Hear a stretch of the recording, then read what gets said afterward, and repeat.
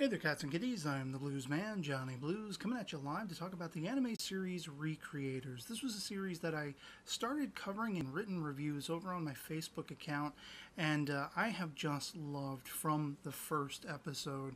I thought the premise was all kinds of fascinating and compelling, and each subsequent episode, every single week, managed to somehow surpass what they had done in the previous, what they had set up and what they had built upon every single episode. This series, as far as I'm concerned, is a modern classic. It's right up there with things like Cowboy Bebop, Neon Genesis Evangelion, like Steins Gate. I mean, all of the best, sort of best of the best anime series you can think of, you can grope for. I think this is right up there. It's taking this idea, this concept, almost like an otaku, formulated idea of what would happen if somehow there, throughout the multiverse, there was a sort of tunnel to all of these different fictional worlds where characters from those worlds could spill over into our own created characters. Characters from anime series, from all different kinds of genres. They were all represented in this particular anime series. You had warrior women, you had, mages, you had sort of a vampiric, tongue-twisting, truth manipulating girl. You had a dating simulator chick, and you had these sort of yakuza like dudes. You had this smoking gun sort of gumshoe, very noirish kind of character, very stocky build and everything, wore a trench coat and whatever like that, and just so many great genres were sort of touched upon by the characters brought into reality, if you will, and reality being the world of the gods, the world of the creators.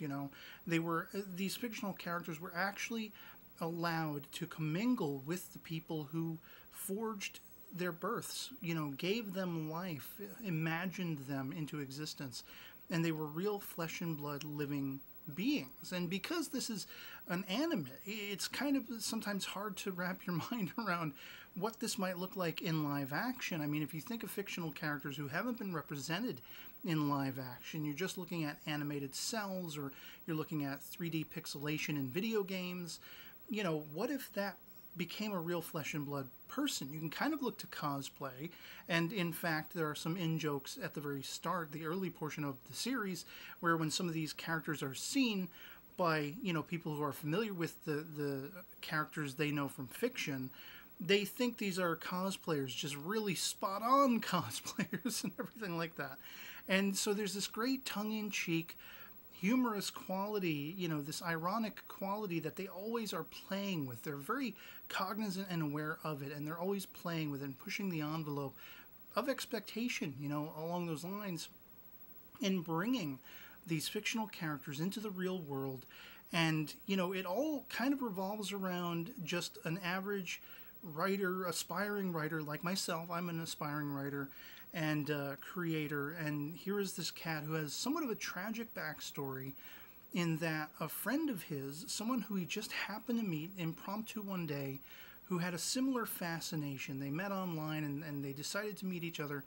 They grew close, but then one's popularity in their creations started to fall into the limelight, pushing them further and further apart. And so jealousy was embroiled in their relationship. And unfortunately, as you find out somewhat in the early going, the creator of the sort of villain for the overall series kills herself because she's made to look like she's ripping off ideas and whatever like that, and she feels very bad about that. She feels very put upon.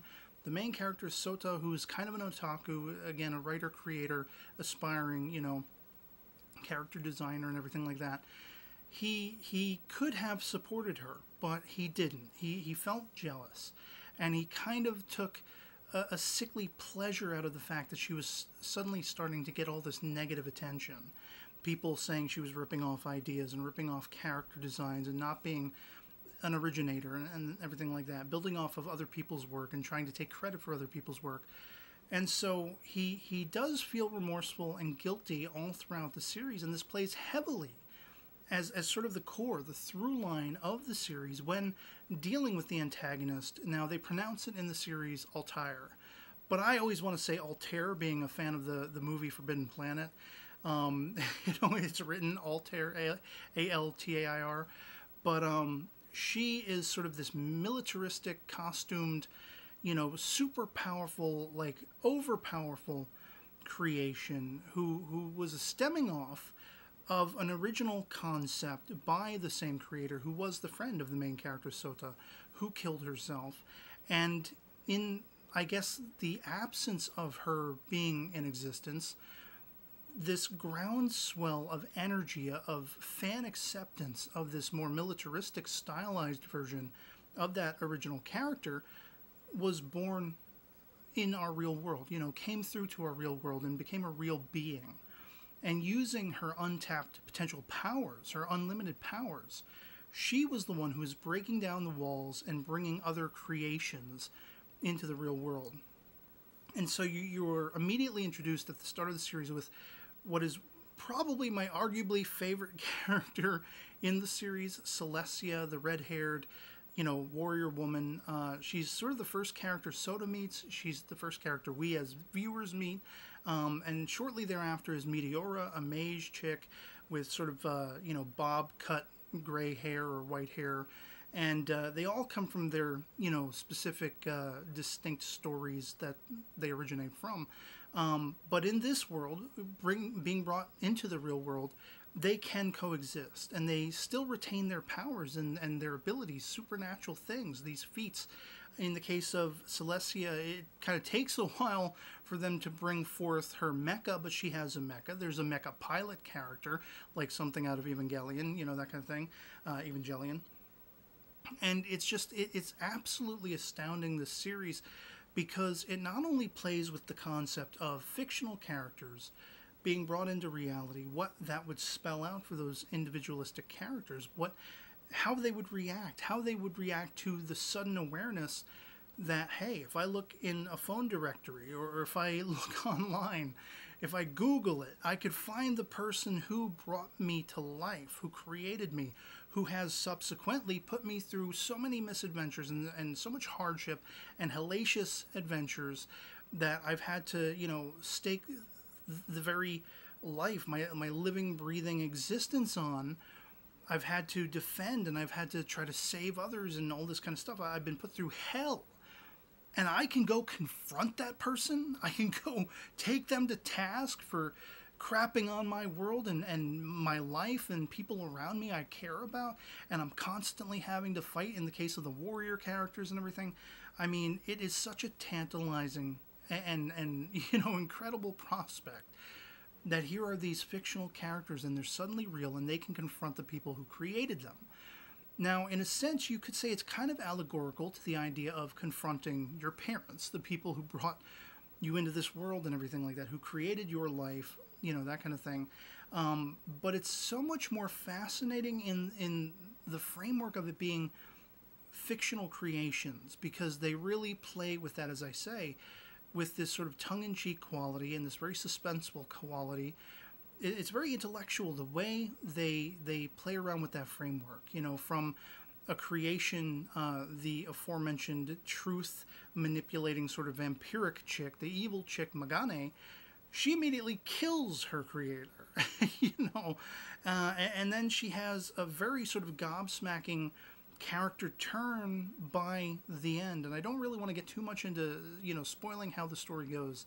But suffice to say, the threat of Altair is tantamount, because her whole reason for coming into existence and summoning forth all of these fictional characters is to effectively break down the walls, the sort of protective barriers, because she strongly desires destroying the origin world and thus wiping out all of the worlds that have ever been created, all of the fictional worlds and universes, because she's kind of trying to get recompense for her own creators having been done wrong. This girl Setsuna, the one who kills herself. And it's very much about all of these created characters coming into the real world, spending some time there, trying to wrap their minds around that, and then after they realize the threat she poses, not only to the world of the gods, the creators, but to each of their subsequent worlds as well, they have to band together. They have to find a means by which to stop Altair from achieving this goal. And what then comes into play is fan acceptance, audience acceptance, because the thing that gives these characters so much power, so much of this supernatural carried over power from their origin fictional worlds, is their, audience recognition, the fact that they're recognizable, that they are beloved, that they are accepted. So suddenly the creators have to get together and they have to kind of construct this idea, this concept, this birdcage, if you will, to try to manipulate Altair into, so that they can kind of start dictating the rules, where Altair is, overpowerful, as I say. She can do whatever she wants. She's almost untouchable completely and utterly. And so they have to sort of rework the world around her so that they can suddenly start calling the shots and try to take her down. And so it's a cumulative effort that builds and builds and builds. Seeing all of these created characters and their creators coming together in order to try to stop this, to save all of the worlds, including the origin world, our real world. And the idea that it all hinges on the audience watching. I mean, if you're the kind of person who watches anime and then takes note of, the statistical ratings of how many people approve of it, how many people disapprove of it on like My Anime List or something like that. Imagine a series that you love having a very low rating, and it's something you happen to dig, and like if a character from that story came over into the real world and you could interact with that character, if you were that character's creator, but you're worried about your own world being destroyed, you're worrying about their world being destroyed, you're seeing this creation as suddenly a living, breathing being with thoughts and emotions and and intellect and powers and all these things, being confronted with that, it's such an interesting idea that suddenly you could you have to take into account, you have to equate for what the audience thinks of that character, how they perceive that character. You have, again, the dating sim character who's kind of like, she comes out of nowhere sort of halfway through the series, because another such character, a magical girl, Mamika is the name of the character. She kind of looks like, Madoka from Madoka Magica. She's ill-fated, I'll say. I'm skirting very closely to spoiler material by saying that, but they kind of have to have a sort of equivalent character come across. And so here is this character, and she goes through such a transformation that is born out of necessity, because she is recognized, but she's not recognized for the role they have to fit her into if they hold any hope in going up against Altair and trying to stop her from destroying all worlds. And that is the same goes for every single character. Each character from the fictional worlds, the created characters, are brought forth into the world of the creators, the real world, and they have to evolve, they have to grow, they have to, sort of become more than the sum of their parts, whether that be encapsulated to their, newly born existence within our real world, or also encapsulating what they were before they came here, going back to their fictional worlds. And it all hinges on the believability of the audience. Can they palate it? Can they swallow the changes that are trying to be affected by their creators, them working together with their creators? And it's a mind-blowing, scenario. It was a mind-blowing, just palpable and exciting series. I don't think there's any anime that has been out in the last couple of seasons that has been this exciting for me every week. And I cannot really speak at length as to why I didn't cover it in videos. I just felt more motivated to want to write about it, and I felt that was more befitting because it's about writing and creating the final episode, the finale episode, without wanting to spoil how everything culminates. The through line of that episode, the through line that it touches upon, that goes back to the sort of, the onus, the essence of its origins, the origins of the very concept, is creating, is writing, is drawing, is, conducting music, whatever gets your creative juices flowing. If it's sitting in front of a camera and talking at length, whether scripted, whether off the cuff like I'm doing here, about something you love, movies, anime episodes, anime series, whatever it is that really invigorates you, that makes you passionate about living, hold on to that, and always embrace that, always seek that purchase wherever you get the opportunity. Take inspiration from everything. And that's kind of the through line. It's kind of, again, the end game message is to always seek more fulfillment, always seek to reach the next height, whether it be creating or not, whether it be in your workplace, in your job, the bottom line on your dividend sheet, if that's what you desire, whatever it is you desire. Create, move ever forward, keep pushing forward. And because I'm an aspiring writer myself, a creator, I draw characters, I write plots, and I still have many unfinished novel concepts and novella concepts and manga concepts and whatever like that, that I hope to eventually get back to, get more focused upon one day. But being that I'm somebody with that in mind, with that passion, going back to middle school was when I was first inspired to put pen to paper and start writing ideas and wanting to create. After many years of thinking, I more wanted to be an animator. I was inspired by Disney in my earlier years, and I thought I wanted to be like a Disney animator, make animated feature films and such like that. So you can see why anime is a modern passion, because these are very mature concepts but represented in an animated format.